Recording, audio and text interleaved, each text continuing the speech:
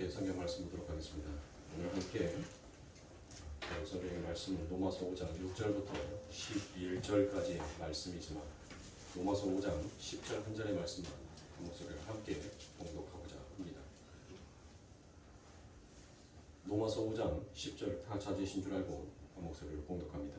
곧 우리가 원수 되었을 때 그의 아들의 죽으심으로 말미암아 하나님과 화목하게 되었은즉 화목하게 된 자로서는 더욱 그의 사랑하심으로 말미암아 구원을 받을 것이니라. 아멘. 하나님의 사랑을 아는 자다라는 말씀을 가지고 우리가 계속 함께 여러분들과 은혜를 나누고 있습니다. 그래서 하나님의 사랑을 아는 자는 결국 무엇을 고백한다는 것입니까? 자기의 믿음을 고백하는 자가 아닙니다.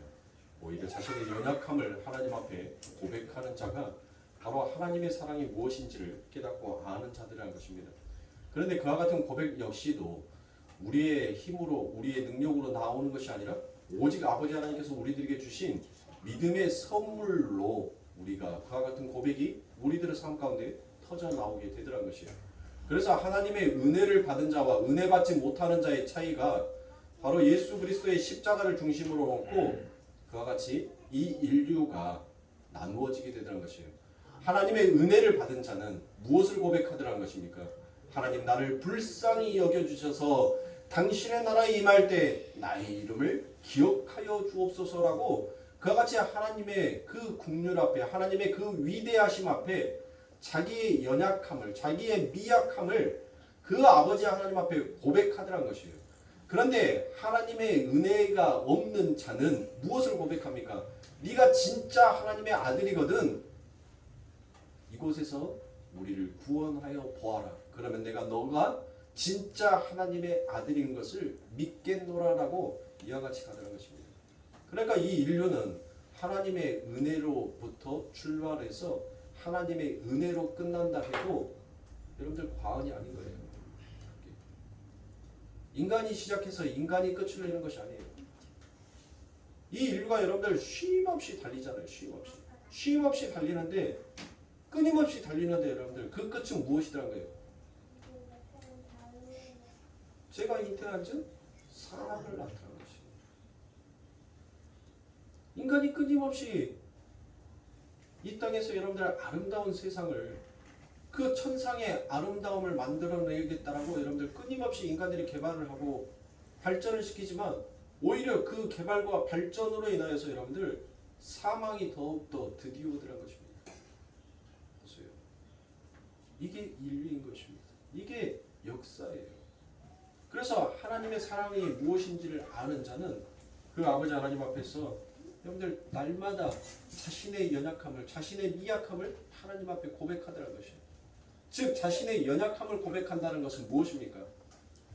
하나님 앞에서 내가 하나님 나는 당신의 십자가 앞에서 내가 죽어야 할 자가 맞습니다라는 것을 올바로 인지하고 고백하는 자다라고 말할 수 있습니다. 그래서 욥기서 13장에 가면 욥이 무엇을 말합니까? 나의 죄가 무엇인지를 하나님 깨닫게 해주세요라고 그와 같이 얘기합니다. 욥이 여러분들 무엇했어요? 욥이 하나님의 인정할 만큼 얼마나 참 의인이었습니까? 그런데 욥이 자기의 삶 가운데 다가오는 그 고난과 그 어려움의 환난들이 무엇 때문에 온 것인지를 이 욥은 깨닫지를 못하였습니다. 그래서 욥이 말합니다. 하나님 내 죄가 무엇인지를 하나님 내게 알게 하여 주옵소서라고 얘기합니다. 성도는 그 고백을 하는 자예요. 욥만 그랬습니까? 성경에 아름다운 시가 기록되어 있는 시편의 기자도 무엇을 고백합니까? 시편 51편에 가니까 나는 어미의 복중에서부터 나는 죄인이었습니다라는 것을 고백하더라고요. 그래서 아버지 하나님 내 죄를 기억하지 마옵소서라고 그와 같이 시편 51편 9절에서 하나님 앞에 간절히 고백하더라는 것입니다. 하나님의 은혜를 아는 자는 이 땅에서 무엇을 하기를 위한 것이 아니라 나의 죄가 무엇인지를 먼저 하나님 앞에 알게 해달라고 고백을 하더라는 것입니다. 그러면 고백만 합니까? 하나님 내 죄가 무엇인지를 하나님 내게 깨닫게만 해주세요 라는 것으로 그치는 것이 아니라 그가 무엇을 하더란 거예요. 자기가 얼마나 죄인인지를 깨닫는 자는 하나님 앞에 그 고백을 함으로 인하여서 하나님께서 말씀 속에서 자기에게 이루고 계시는 그 십자가의 삶을 지더라는 것입니다. 그래서 못해요. 나는 날마다 죽으라 라고 그와 같이 고백을 합니다. 그러므로 성도는 이 땅을 살아가면서 날마다 십자가를 지는 자의 삶을 삽니다. 그래서 사도 바울이 날마다 죽는 게 무엇인지를 고린도후서 4장 10절과 11절에서 이와 같이 이야기합니다. 우리가 항상 예수 죽은 것을 몸에 짊어짐은 예수의 생명도 우리의 몸에 나타나게 하려 함이라. 우리 산 자가 항상 예수를 위하여 죽음에 넘기움은 우리의 생명이 또한 우리 죽을 육체에 나타나게 하려 함이라 라고 이와 같이 얘기합니다. 우리는 항상 누구를 위해서 죽는 자로 태어났다는 거예요. 예수를 위해서 죽은 자로 태어났다는 거예요. 예수가 우리를 위해서 죽기 위해 태어난 것이 아니라 우리가 예수를 위하여서 죽기 위해 태어난 자가 바로 우리다라는 것이에요. 그것을 우리가 아는 자가 바로 자신의 믿음을 하나님 앞에 자랑할 수 없음을 깨닫게 되는 것입니다. 그래서 우리가 산 자가 항상이라고 되어 있는 말은 날마다란 말이에요. 날마다. 자, 이것을 제가 조금 더 이해할 수 있게끔 여러분들한테 직역하여서 말씀을 드리면 이렇게 우리는 날마다 예수의 죽음을 몸으로 경험하고 있지만 이 뜻이에요. 이 뜻. 그러니까 매일 아버지 하나님께서 우리들의 삶 가운데서 무엇을 짊어준다는 거예요? 십자가를 짊어준다는 거예요. 매일. 그래서 하나님께서 내게 십자가를 짊어준 것이 무엇인지를 아는 자는 하나님 앞에 무엇을 구할 수밖에 없다는 거예요? 하나님, 나를 불쌍히 여겨주시옵소서. 나의 믿음이 연약합니다. 내가 하나님 미약한 중에 있습니다. 그러니 아버지 하나님이 긍휼로 나를 보살펴 주시지 아니하면, 주의 손길로 나를 어루만져 주시지 아니하면 하나님, 내가 넘어지기 쉽사옵니다. 저는 그와 같은 고백을 하는 거예요. 근데 하나님께서 우리들에게 매일같이 지어주는 그 십자가의 은혜가 무엇인지를 깨닫지 못하는 자는 무엇을 말하더란 거예요? 바리새인들이 무엇을 얘기합니까? 서기관들이 무엇을 얘기합니까? 하나님께서 짊어주신 그 십자가의 참된 뜻을 알지 못하기에 그들은 그들의 의를, 그들의 자랑을 내세우더라는 것입니다. 그러므로 사랑하는 성도님들, 성도가 이 땅을 살아가는 것은 오직 예수 그리스도의 영광을 위한 하나님의 나라의 소품으로 이 땅을 살아가는 것이 성도인 것입니다. 자꾸 인간의 성도의 주체, 성도의 높임을 여러분들 높이려고 하면 안 돼요. 이 로마서의 대주제가 무엇입니다라고 여러분들에게 말씀을 드렸습니까? 이 로마서의 대주제는 여러분들 로마서 1장 17절에서 무엇을 얘기하고 있어요? 오직 의인은 믿음으로 말미암아 산다라는 이 대주제를 여러분들은 절대로 놓쳐서는 안 됩니다. 저는 이 주제를 여러분들에게 설명하고 왜 오직 의인은 믿음으로 말미암아 살아야 하는지를 여러분들이 더 이해하게끔 제가 이것을 여러분들에게 설명을 해드리고 있지, 여러분들은 그때그때 주어지는 그 말씀에 대해서 여러분들이 항상 여러분들의 머릿속에 가지고 간직하셔야 될 그 대주제를 잊어버려서는 결코 아니 되더라고요. 그래서 제가 여러분들에게 하박국서를 말씀을 드렸죠. 여러분들이 하박국서를 잘 읽어서 잘 하박국서를 이해가 되시면 여러분들 이 로마서는 너무나도 쉽게 이해가 됩니다. 하박국에서도 어떤 말이 나옵니까? 하박국이 하나님의 선지자로 세워지죠. 근데 당신의 민족들이 무엇을 합니까? 하나님 앞에 죄를 범함으로 인하여서 그 민족들이 멸망하게 됩니다. 그런데 그 민족들을 벌하는 것으로 하나님께서는 누구를 들어 쓰시더란 거예요. 누구를? 갈대아에 있는 바벨론을 들어다가 하나님께서는 쓰시더란 것입니다. 그래서 하박국이 무엇을 합니까? 하나님 앞에 여호와여, 이 땅에도 분명 착한 자가 있지 않습니까? 그런데 어떻게 저 나쁜 사람들보다 이 백성들을, 아버지 하나님께서 선택한 이 백성들의 그들의 나쁨보다 더 나쁜 놈들을 선택해서 이들을 하나님께서 벌하시려고 하십니까? 라고 이와 같이 얘기합니다. 그때 여호와께서 무엇이라고 하박국에게 대답합니까? 오직 의인은 믿음으로 말미암아 산다라는 그와 같은 말씀을 해요. 그러니까 하박국에 때 무슨 말을 하는 거예요? 지금 네가 내 앞에서 의인이 무엇인지 믿음이 무엇인지 지금 논하고 있느냐라고 묻습니다. 너희들이 지금 이스라엘 백성이라고 하나님의 선민이라고 내게 그것을 가르치려고 듣느냐라고 그와 같이 얘기합니다. 그때 이 하박국이 무엇을 얘기합니까? 하나님 맞습니다. 우리는 하나님 앞에서 아무런 존재도 아니었음을 하나님 고백합니다.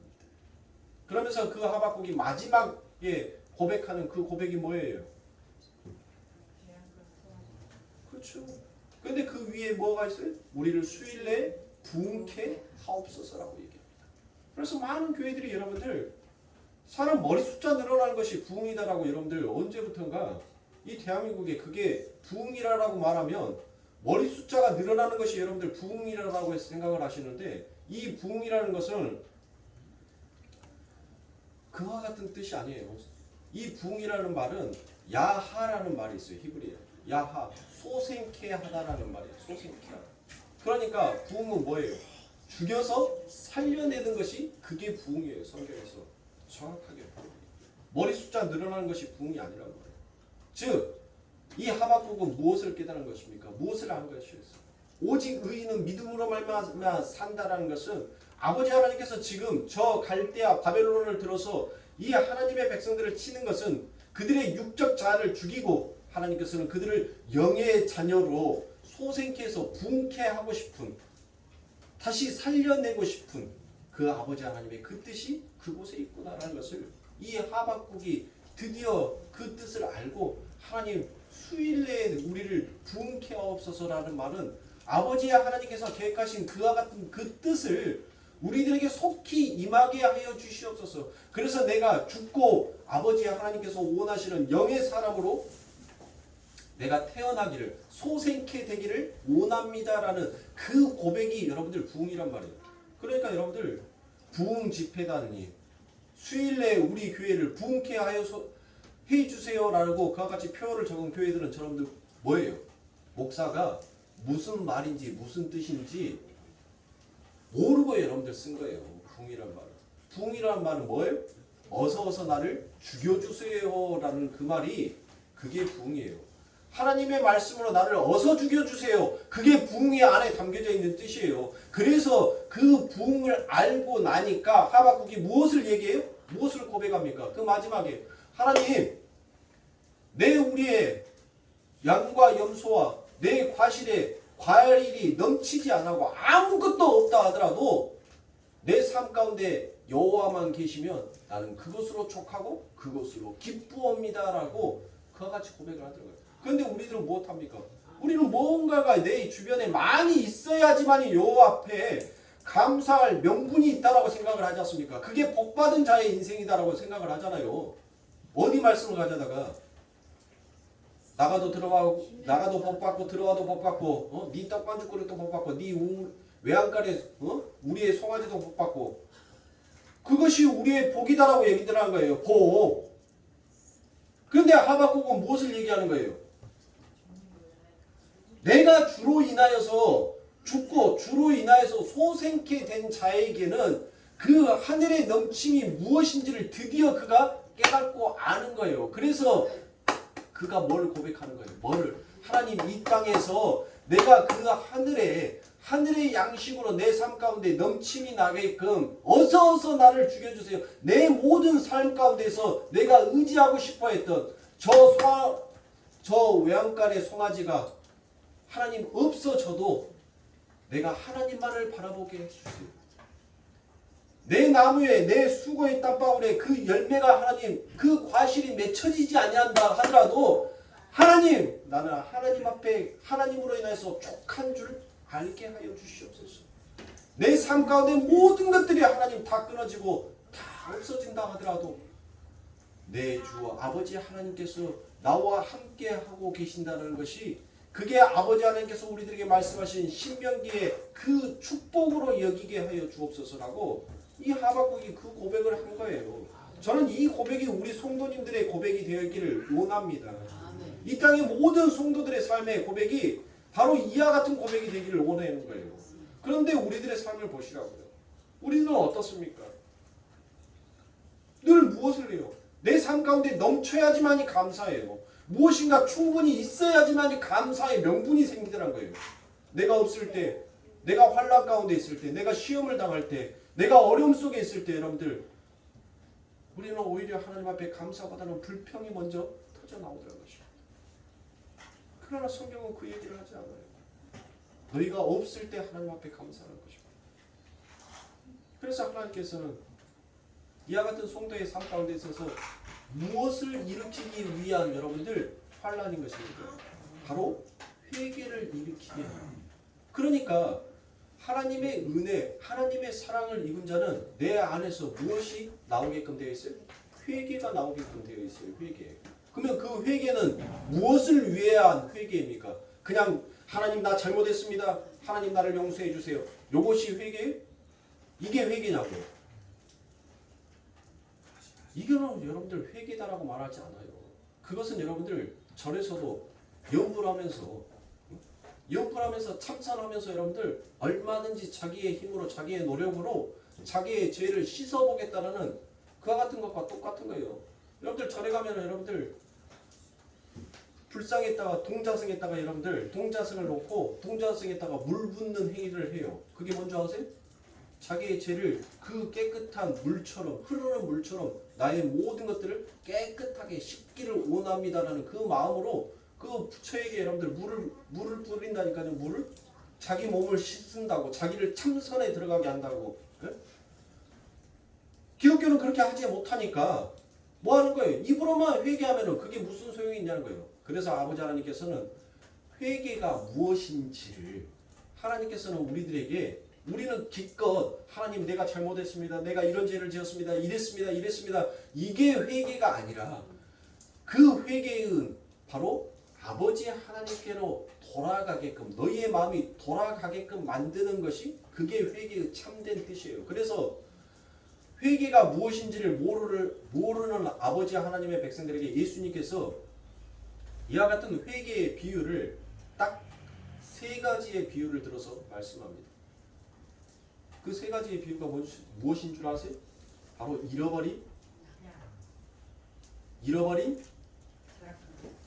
그 다음에 탕자의 비유를 통해서 이 세 가지의 비유를 통해서 하나님께서는 회개가 무엇인지를 여러분들 하나님께서 설명하시는 거예요. 자, 잃어버린 양을 누가 찾아요? 잃어버린 양을 여러분들 주인이 찾았습니까? 잃어버린 드라크마를 누가 찾아요? 그 드라크마의 주인이 그 드라크마를 간절하게 찾더란 것이에요.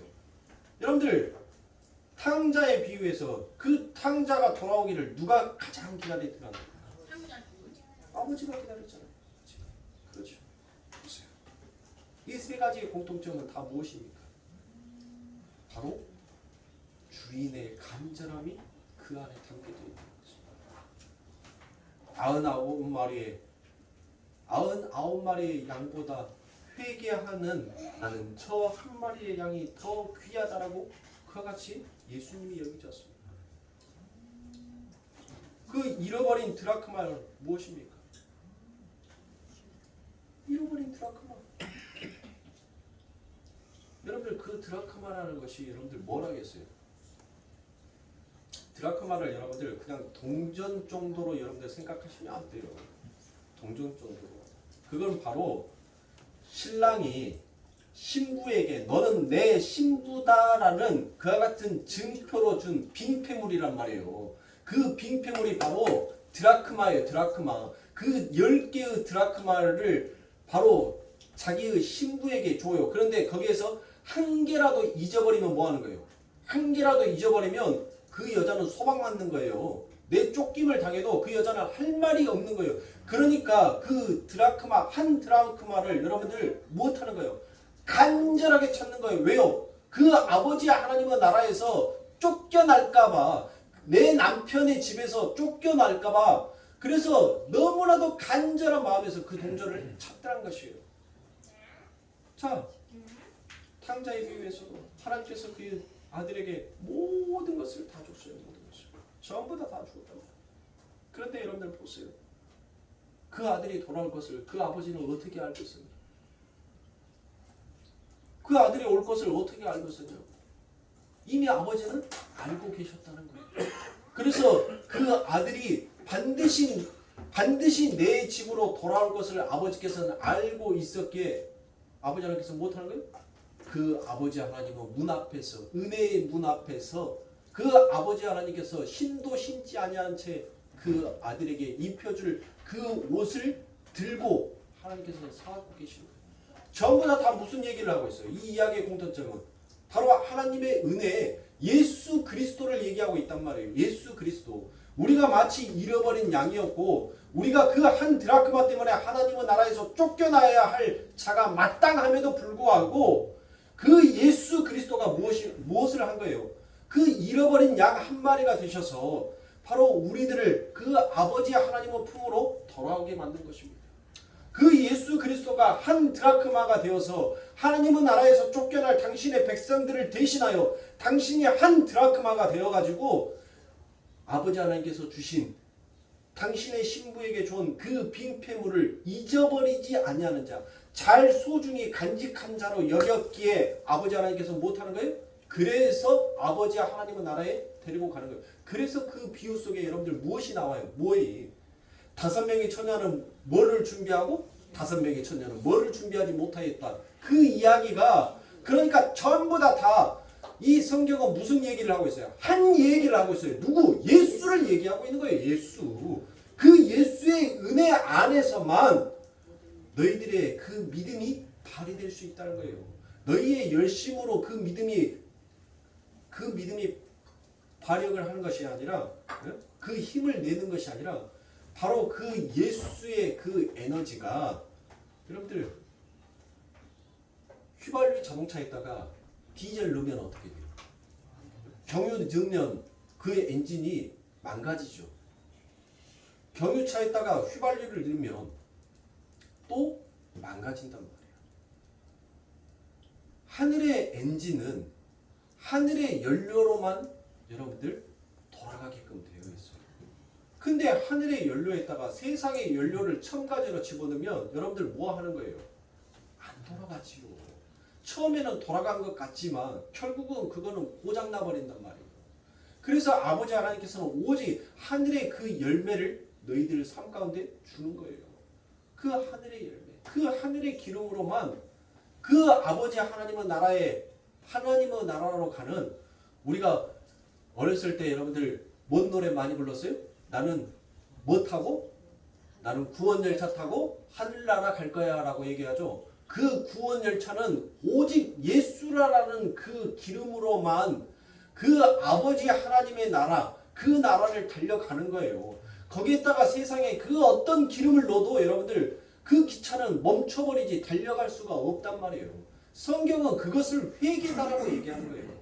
당신의 백성들이 그 아버지 하나님의 기름으로 그 천국을 향해서 달려갈 수 있는 구원열차가 되게 하기 위해서 하나님은 그 아버지 하나님의 은혜를 우리들에게 부어주고 계신 것입니다.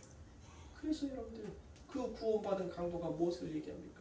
하나님, 나는 정말 보잘것없는 자인데 내가 하나님 앞에 이런 요구를 한다는 것조차도 정말 부끄러운데 그래도 하나님, 나 면목 없지만 나 살아야 쓰겠으니까 하나님, 나 하나님 앞에 요구할게요. 당당하게 당신의 나라에 임할 때 나도 좀 구원해 주세요. 그와 같이 요구한 거예요. 성도가 면목 없지만 날마다 내가 죄인인 줄 알면서도 우리가 누구의 이름을 부릅니까? 아버지의 이름을 부르잖아요. 예수의 이름을 부르잖아요. 하나님, 나 면목 없지만, 나 하나님 앞에 이런 것조차도 요구할 그런 자격도 없지만 그래도 나 하나님 앞에 구할래요. 나 하나님 앞에 기도할래요.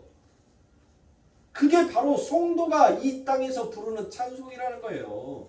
그게 찬송이에요. 그 찬송이 무엇인지를 누가복음에 가면 여러분들 보세요. 진짜 죽어야 될 자가 살림을 받는다니까요. 살아남을 받아요. 그 이야기가 누가복음에 나와 있어요. 자, 누가복음 23장 18절과 19절입니다. 우리가 일제히 소리질러 가로되 이 사람을 없이 하고 바라바를 우리에게 놓아 주소서 하니 이 바라바는 성중에서 일어난 밀란과 살인을 인하여 옥에 갇힌 자니라. 자, 여러분들, 제가 분명히 십자가는 어떠한 사람이 진다라겠습니까? 반역자들이 짓는 것이 여러분들 십자가라 했어요. 그냥 강도들은 여러분들 그 십자가에 달리질 않는단 말이에요. 감옥에서 그냥 그 형벌을 맞이할지는 모르겠지만 이 십자가형까지는 가지 않는단 말이에요. 그런데 이 바라바는 무엇을 일으켰다고요? 밀란을 일으켰다는 거예요. 반역을 일으켰다는 거예요. 그러면 그 반역은 누구에 대한 반역이겠어요?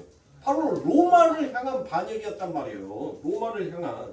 그래서 이게 바로 십자가에 달려 죽어야 할 죄였단 말이에요. 이게 죄. 밀란을 일으켰으니까. 반역을 일으켰으니까. 그래서 이 바라바는 십자가에 달려 죽어야 된다는 거예요. 근데 이 이야기는 단순히 역사 속에서만의 이야기가 아니라 이 이야기에는 무슨 이야기가 담겨져 있는 겁니까? 바로 하나님의 나라에서 선악과를 따먹고 하나님처럼 되고자 싶어하는 모든 인류의 죄가 바로 이 바라바라 안에 전부 다 표현되고 있는 거예요. 우리가 바로 무엇이라는 거예요? 이 땅에 하나님의 은혜를 벗어난 모든 자들이, 그 하나님의 은혜로부터 끊어진 모든 자들이 바로 하나님의 나라의 반역자다라는 거예요. 그래서 그들을 무엇해야 되는가요? 십자가에 죽여야 한단 말이에요. 그런데 그 바라바가 뭐 한 거예요? 죽었어요? 바라바는 죽지 않았잖아요. 예수 그리스도가 그 바라바를 대신하여서, 그 하늘의 반역자들을 대신하여서 예수 그리스도가 죽었다는 게 그게 십자가란 말이에요. 그게 십자가예요. 여러분들, 이 바라바라는 것이 그 이름을 무슨 이름인지 아세요? 바라바. 바밤바 말고 바라바. 나 바라바 이 말이 아니라 이 바라바가 뭔 말인지 아시냐고요. 무슨 뜻인지. 바라바라는 말은 이 앞에 발자가 붙어요. 바라는 아들이에요. 아들. 발은 아버지라는 뜻이에요. 그러니까 성경에서는, 이 성경뿐만 아니라 이때 당시에는 그의 이름 앞에 항상 아버지의 성을 따라서 썼어요. 아버지의 성을. 그러니까 미국 사람들이 뭐예요? 예? 미국 사람들이 그 아버지가 조지면은 그 밑으로 나오는 모든 애기들도 다 조지 워싱턴 뭐 해가지고 그렇게 아버지의 성을 전부 다 따라가는 거예요. 그러니까 이 바라바라는 것은 그 앞에 뭐가 빠진 거예요? 발자가 빠진 거예요. 발. 그러니까 발은 뭐예요? 발은 아버지, 아바라는 뜻이에요. 바라바는 아들이라는 뜻이에요. 그러니까 아버지의 아들이라는 말이에요. 아버지의 아들. 이 바라바가 아버지의 아들. 근데 이 아버지의 아들이 어떻게 하나님의 은혜로 그 하나님 앞에 돌아가게 되었는지를 바로 말씀해 주는 것이 십자가의 사건이란 말이에요. 그게. 그러면 여러분들, 이 바나바가 그 십자가를 바라봤었을 때 무슨 생각을 했겠냐? 무슨 생각? 여러분들, 바나바가 밀란을 일으키고 살인죄를 지었다는 것은 무엇을 했어요? 이에게는 민족 사상이 있었단 말이에요. 야, 저것들이 왜 이렇게 부당하게 우리를 갈시하고 천대하고 왜 지그들 마음대로 우리나라를 좌지우지하려고 해? 그래서 그 마음속에서 뭐 한 거예요? 그래서 반역을 일으킨 거란 말이에요. 자기 나라를 동포애를 사랑했단 말이에요. 자기 나라에 대한 사랑이 있었기 때문에 로마에 대해서 반역한 거 아닙니까? 우리나라 민족들이 여러분들 광복절 때 왜 저것들이 우리나라 민족들을, 왜 저 힘없는 어린 여자아이들을, 저 힘없는 어린 아이들을 왜 저렇게 무참하게 저들이 짓밟아야?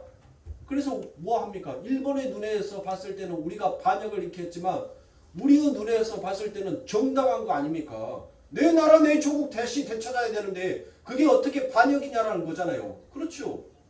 로마가 봤을 때는 이 바라바는 반역자였단 말이에요. 보세요. 이 바라바가 그 십자가를 바라봤었을 때 여러분들 어떤 마음이 들었겠습니까? 어떤 마음? 내가 저 십자가에서 죽어야 할 자가 맞는다. 내가 저 십자가를 짊어지고 내가 저 위에서 내 무릎의 뼈가 꺾어져서 죽어야 할 자가 맞는데 왜 저 사람이 나로 인하여서 죽었지?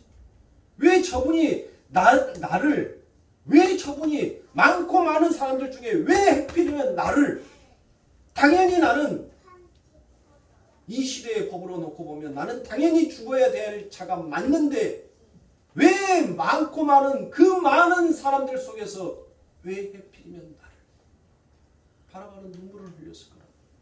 그 십자가를 바라보면서 당신이 누구입니까? 당신은 진짜 누구입니까? 당신이 누구간데 나를 살리기 위하여서 당신은 그 말 한마디 하지 않냐고 그 십자가를 묵묵히 지고 가셨습니까? 마치 도살장에 끌려가는 그 양처럼 하나님은 제단 앞에 드려지는 각이 떠지고 포가 떠지는 그 양처럼 왜 당신은 한마디 울부짖음도 없이 아무 말 없이 그렇게 가셔야만 했습니까? 바나바는 그 깊은 고심에 빠졌을 겁니다. 그리고 그가 부르짖었을 겁니다. 하나님, 나를 불쌍히 여겨주십시오. 하나님 감사합니다. 나 같은 죄인을 살려주심에 하나님 감사합니다. 이 바나바는 분명 하나님 앞에 그 십자가를 바라보면서 여러분들 그 고백을 했을 거라고. 그게 바로 이 땅을 살아가는 성도의 찬송인 것입니다. 이게 바로 성도가 아버지 하나님 앞에 드리우고 불려야 할 진정한 찬송이라는 것이에요. 그래서 성도가 부르는 찬송이 무엇인지를 에베소서 1장 3절부터 7절에서는 이와 같이 얘기합니다. 찬송하라이로다 하나님 곧 우리 주 예수 그리스도의 아버지께서 그리스도 안에서 하늘에 속한 모든 신령한 복으로 우리에게 복 주시되 곧 창세전에 창세전이라는 것은 언제를 말하는 거예요? 묵시 속에서 영원 속에서 그리스도 안에서 우리를 택하사 우리로 사랑 안에서 그 앞에 거룩하고 흠이 없게 하시려고 그 기쁘신 뜻대로 우리를 예정하사 예수 그리스도로 말미암아 자기의 아들들이 되게 하셨으니. 자, 무엇을 얘기해요? 과거로 얘기하잖아요. 과거. 이미 그러니까 뭐 있다는 거예요? 묵시 속에서 이 모든 일들이 전부 다 완료가 됐고 일어났다는 것이에요. 자, 창세전에 아들들이 되게 하셨는데 누구로? 바로 예수의 피로 요 이야기를 하는 거예요. 너희가 하나님의 말씀을 받아서 너희가 하나님의 백성이어서 너희가 하나님의 선민이어서 이 일들이 일어난 것이 아니라 바로 창세 전에 묵시 속에서 예수 그리스도의 그 십자가의 피로 너희들을 이미 완료시켰다는 거예요. 그러니까 여러분들 예수 그리스도의 십자가는 이미 묵시 속에서 완료가 된 십자가였단 말이에요. 완료가 된 십자가. 그러니까 여러분들 이 창세 전, 그러니까 하나님께서는 하나님의 백성들을 살리기 위하여서 이미 창세 전, 영원 전에 예수 그리스도가 십자가에 달려 죽으셨다는 말이에요. 무슨 말인지 알겠어요? 묵시는 이 역사는 그 묵시의 그림자이니까 하늘의 그림자가 바로 이 역사다라고 제가 말씀을 드렸잖아요. 그러니까 이미 하늘에서 여러분들 묵시의 세계에서 예수 그리스도가 당신의 피와 당신의 물을 쏟음으로 이미 묵시 속에 창세 전에 아버지 하나님의 생명의 책에 기록되어 있는 당신의 백성들을 살리기 위해서 이미 그 사건 그 일들이 일어났다는 거예요. 일어나서 이미 묵시 속에서 그 모든 일로 하나님께서 완성을 시켜놨다는 거예요. 그 완성되어 있는 묵시의 그 그림이 여러분들 무엇으로? 이 역사 속에서 그림자로 나타난 거예요. 그래서 우리가 저분이 예수였구나. 저분이 짊어진 것이 십자가였구나. 그 십자가가 바로 우리를 살려내기 위한 하나님의 은혜였구나. 그것을 이 땅을 이 역사를 살아가는 하나님의 백성들이 뭐 하는 거예요? 그거를 알아가는 거란 말이에요. 그거를 깨우치는 거라고요. 이미 이 땅에서 일어나는 것이 묵시 속에서 다시 일어나가지고 완료시켜 놓은 것이 아니라 여러분들 이 땅의 십자가는 그림자일 뿐이에요. 묵시 속에서 비춰주는 그림자. 그러니까 예수 그리스도께서 2번 십자가를 진 것이 아니라 예수 그리스도께서 1번 십자가를 지셨단 말이에요. 어떤 무식한 놈이 아버지 하나님께서 묵시 속에서 십자가를 지시고 이 땅에서 십자가를 지시고 예수님이 십자가를 2번 지셨다라고 그와 같이 얘기하는데 그 놈은 성경 제대로 볼지 모르는 놈이에요. 뭔 십자가를 2번 집니까? 아버지 하나님께서 여러분들 못해요. 내 아들을 다시 한번 십자가 지게 하는 자들을 내가 결단코 용서치 아니하겠다라고 하나님께서 말씀하셨단 말이에요. 에? 근데 하나님께서 묵시 속에서 십자가 짊어지고 이 역사 가운데 내려와서 또 십자가를 짊어지었다고요? 그러니 여러분들 성경을 얼마나 개같이 보느냐고. 사람의 눈으로 보야지 짐승의 눈으로 성경을 보니까 여러분들 뭐 하는 거예요? 그런 개같은 설교가 나오는 거예요. 네? 성경은 정말로 어떤 이야기를 하냐면 오직 예수의 사랑, 예수의 은혜만을 우리들에게 이야기하고 있는 것입니다. 그래서 이는 그의 사랑하는 자 안에서 우리에게 거저 주신 바 그의 은혜의 영광을 찬미하게 하려는 것이라. 우리가 그리스도 안에서 그의 은혜의 풍성함을 따라 그의 피로 말미암아 구속 곧 제사함을 받았으니라고 그와 같이 되어 있죠. 자 보세요. 바라바가 십자가를 바라봤을 때마다 바로 그 이야기를 하는 것이에요. 아버지 모든 것이 하나님의 은혜였고 나를 살리기 위한 아버지 하나님의 창세전의 모든 계획이셨군요. 그래서 아버지 하나님 내가 더럽혔던 그 아버지 하나님의 그 이름의 위대함을 위하여서 하나님께서 이 일을 하셨고 결국 그 위대하신 아버지 하나님을 내 입으로 고백할 수 있게끔 하나님 내 입을 열어주셨고 하나님 감사합니다라고 하는 것입니다. 그러니까 성도는 여러분들 하나님의 은혜를 아는 자는 바로 옛사람으로 간다 안 간다? 옛사람으로 갈 수는 없다. 우리가 십자가를 짊어지기 전에 우리 옛사람은 무엇을 했어요? 무엇을 했다라고 성경이 얘기합니까? 골로새서 2장 13절과 14절에서 또 너희의 범죄와 육체의 무할례로 죽었던 너희를 하나님이 그와 함께 살리시고 우리에게 모든 죄를 사하시고 우리를 건스리시고 우리를 대적하시는 의문에 쓴 증서를 도말하시고 제하여 버리사 십자가에 못 박으시고 라고 되어 있죠. 보세요. 십자가에 못 박기 전에는 우리들에게 바로 무엇이 있었다는 거예요? 의문에 쓴 증서가 있었다는 거예요. 의문에 쓴 증서. 이 의문에 쓴 증서가 바로 무엇이다라고 얘기했습니까? 율법이다라고 얘기했죠. 율법. 그러니까 채권자가 갖고 있는 채권 문서와 같다는 것이 그게 율법이다라고 얘기를 했잖아요. 그래서 이 채무자는 그 빚을 무엇해야 된다? 갚아야죠. 여러분들 은행에다 돈 100만 원 빌려가지고 100만 원 갚을 때까지는 여러분들 뭐 하는 거예요? 100만 원 갚을 때까지는 나는 자유롭지 못한 거예요. 그러니까 여러분들 내가 몇 평짜리 집 살고 내가 어디 아파트 살고 내가 얼마짜리 집에서 산다라고 여러분들 목에다가 힘주고 다니는 사람들 보면 저는 무슨 생각 드냐면 제가 한 번은 그랬어요. 하도 잘난 척하고 하도 뽕을 내길래 제가 어떤 말을 했냐면 야, 너 그 집 살 때 너 순순히 네 돈으로 현찰 주고 네 그 집 샀냐라고 제가 물어봤어요. 아니래요. 옛날 집 팔았는데 2억 얼마가 부족해서 은행에서 대출을 받았다는 거예요. 그래서 제가 그랬어요. 야, 자랑할 거 없어 이 새끼야. 그거 은행집이지 네 집이요?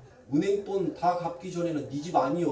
문서상으로 명패만 네 이름처럼 되어 있지만 그 채권자에게 그 채권에 대한 채무의 빚을 다 정리하기 전까지는 네 거 아니요. 그러니까 너는 네 집 없을게 얼마짜리 집에서 산다라고 깝죽거리지 마. 차라리 13평 사는 야는 빚 없이 요 집에서 살고 있으니까 요 놈이 니보다 더 나서.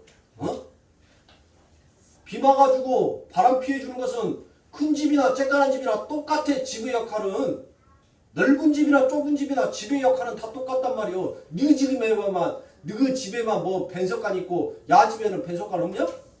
야 집에도 배수관 있어. 베란다도 있고 크기가 작아서 그 할 뿐이지. 야 집도 있을 것은 다 있어. 너희 집 축소해서 있을 것은 다 있단 말이야. 근데 야는 자유로워. 자유로워. 채권의 증서가 없기 때문에 야는 자유롭단 말이야. 근데 너희는 채권의 증서가 있잖아. 그러니까 너희는 그 빚 다 정리하기 전까지는 네 집 아니까 너는 자랑할 거 아무것도 없어. 너 차 외제차 타고 다닌다고 너 목에다가 힘주고 다니는데 너 그거 할부 몇 개월 남았다고? 네 거 아니요. 그 할부 다 갚기 전까지는 네 거 아니요. 이 세상의 모든 것이 전부 다 네 것이 아니란 말이야. 어? 자 보세요. 이거예요. 이거. 우리가 이 땅을 살아가면서 살아가는 성도님들, 우리 것이 아무것도 없어요. 우리 것이 아무것도 없어요. 우리는 그것을 여러분들 갚을 만한 능력이 없는 자다란 말이에요. 갚을 수가 없단 말이에요. 갚을 수가. 그런데 그 갚을 수가 없는데 못하는 거예요. 누가 그 증서를 찢어줬다고요? 그래요. 예수 그리스도께서 도저히 이 땅을 살면서 여러분들 보세요. 여러분들 숨 한 번 쉴 때마다 그래요. 아주 싼 값으로 요즘 뭐 10원짜리 바닥에 떨어져도 누가 주술라고 하지도 않으니까 여러분 들숨 날숨 한 번 쉴 때마다 10원씩으로 여러분들 계산을 친다라고 생각을 해보세요. 그럼 여러분들 그 하루에 여러분들 숨 쉬는 그 값으로만 갚아도 내 입에다가 풀칠할 돈은 있을까요?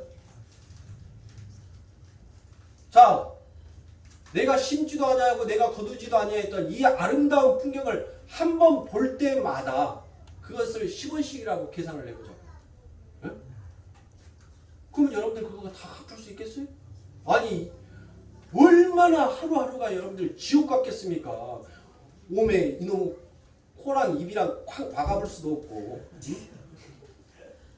코랑 입이랑 막아볼 수도 없고, 이거 들숨 날숨 분명히 내 옆에서 너 들숨 날숨 10원 20원 하고 이렇게 카운트 누르고 있을 건데, 아니 숨을 안 쉴 수도 없고, 그렇다고 해서 눈을 감고 하나님 살 수도 없고, 뭐가 뭔지 보여야지 하나님 뭐를 할 거 아닙니까?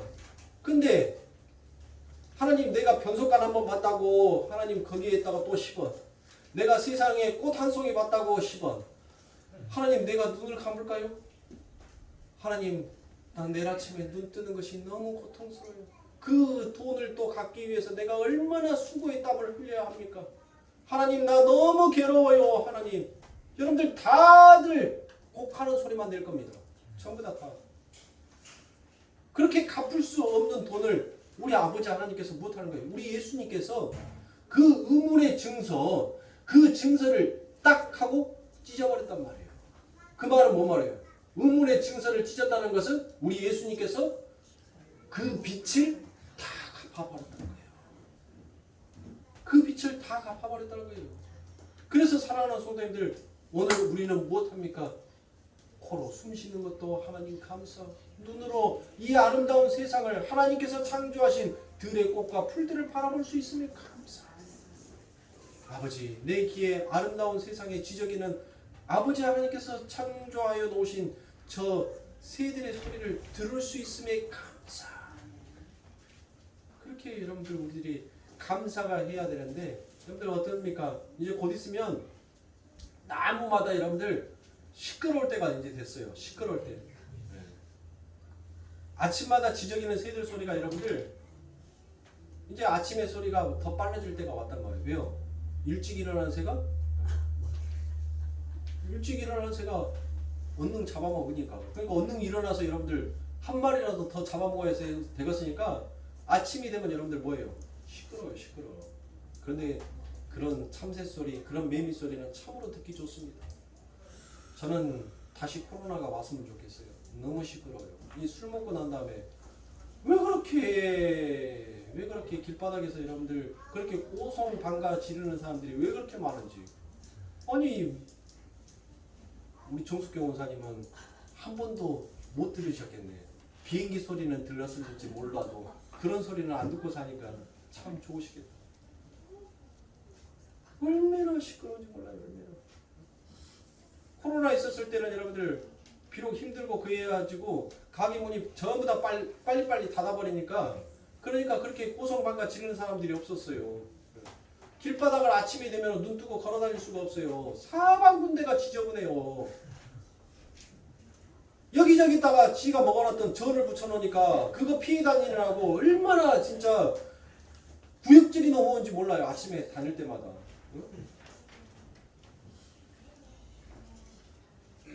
이게 문화인이라고, 이게 발전된 인간인들이 하는 행위란 말이에요. 이게 지식이 있고 총명함이 있고 자기의 이성이 있고 뭐가 있다라고 하는 그 모든 자들이 하는 행위가 마치 개, 돼지와 똑같더라고요. 여러분들. 짐승과 뭘 별반 이렇게 차이가, 뭐가 틀립니까? 두 발로 걸어다니는 거 그것만 다릅니까? 하는 행동은 여러분들 개만 또 못하는데, 개는 지가 토해놓은 것을 다시 집어먹어요. 지 흔적을 안 남기기 위해서. 사람처럼 여러분들 못된 사람이 없어요. 사람처럼 더러운 존재가 없단 말이에요. 그러므로 나의 의를 자랑하지 마시고 하나님의 의를 자랑하세요.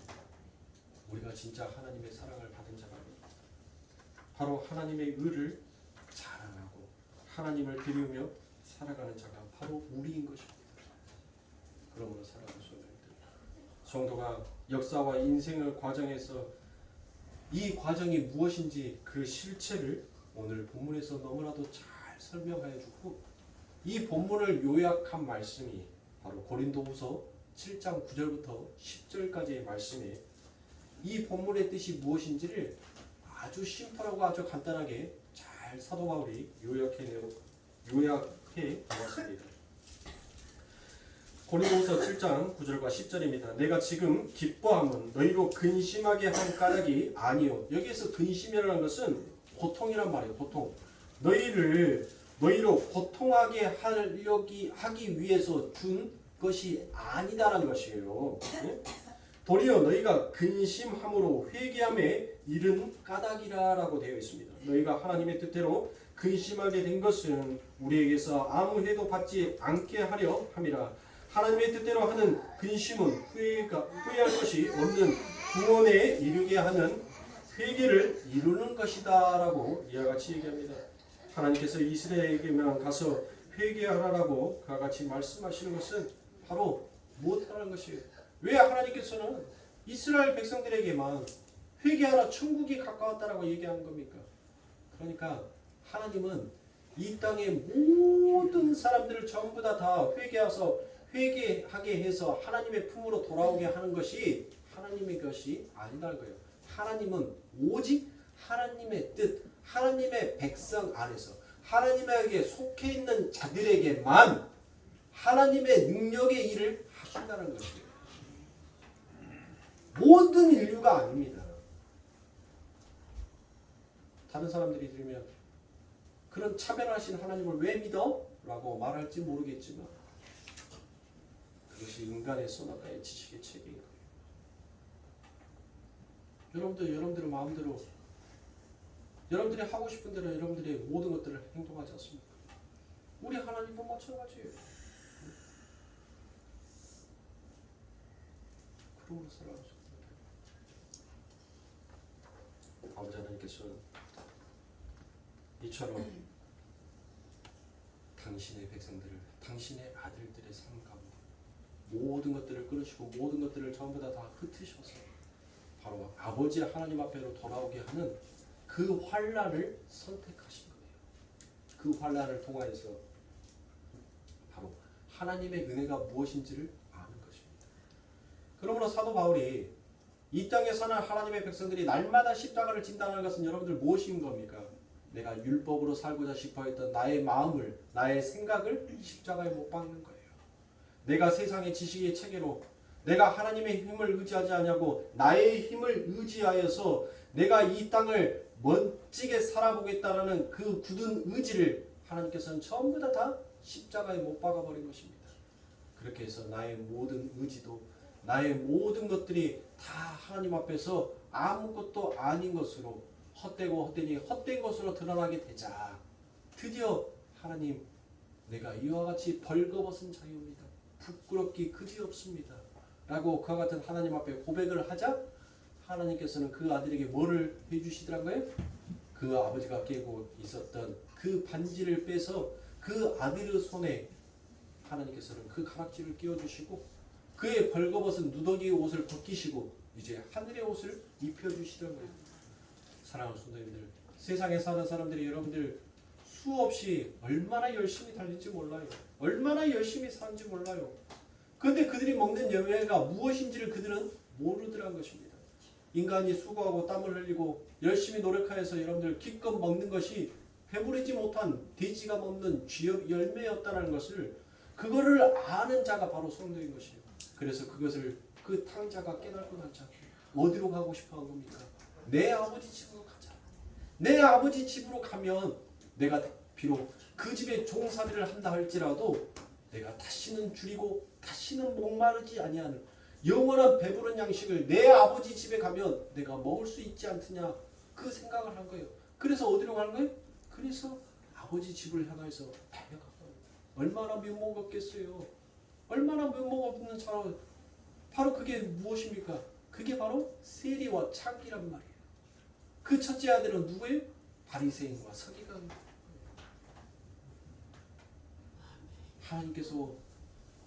하나님께서 그 버섯발로 문 앞에 서서 기다리는 자는 세리와 창기와 같은 자인 것입니다. 하나님의 사랑을 아는 자는 늘 하나님의 긍휼을 구하게끔 되어 있습니다. 이 땅에 배부르지 못할 그 쥐업 열매를 먹기 위해서 성도는 달리는 자가 아니라 바로 생명의 떡이 되시고 생명의 물이 되어주신 그 예수 그리스도를 날마다 먹기 위하여서 우리는 십자가를 향하여서 기꺼이 뛰는 자다라는 것을 사랑하는 성도님들 잊지 마십시오. 그 수고를 그치지 마십시오. 아버지 하나님의 사랑, 하나님의 그 은혜가 우리 성도님들의 삶 가운데 넘치도록 함께하기를 늘 간절히 소망합니다. 저만 소망하지 말게 하시고 우리 성도님들 마음속에서 여러분들 갈망하세요. 하나님께서 여러분들에게 은혜 베풀 줄 몰라서 은혜 베풀지 아니하신 것이 아닙니다. 여러분들이 하나님이 주시는 그 은혜가 얼마나 값지고 여러분들 가치 있는 것인지 깨우치지 못하니까 마치 돼지에게 진주를 던져줘도 그 진주가 얼마나 가치 있고 값어치 있는 것인지를 알지 못하는 자는 그 하나님의 귀한 그 은혜를 발로 밟아버리지만 하나님께서 주신 그 은혜가 얼마나 값진 것인지를 아는 자는 그것을 소중히 간직할 줄 알고 그걸 소중하게 강구할 줄도 알더란 것입니다. 그러므로 사랑하는 성도님들, 하나님 앞에 애타게 간구하는 그 간구를 하나님께서는 들으시고 하나님께서는 당신의 백성들이 정말 하나님의 생명으로 살아갈 수 있는 것을 구하고 두드린다면 기꺼이 주시겠다라고 말씀하시는 아버지이십니다.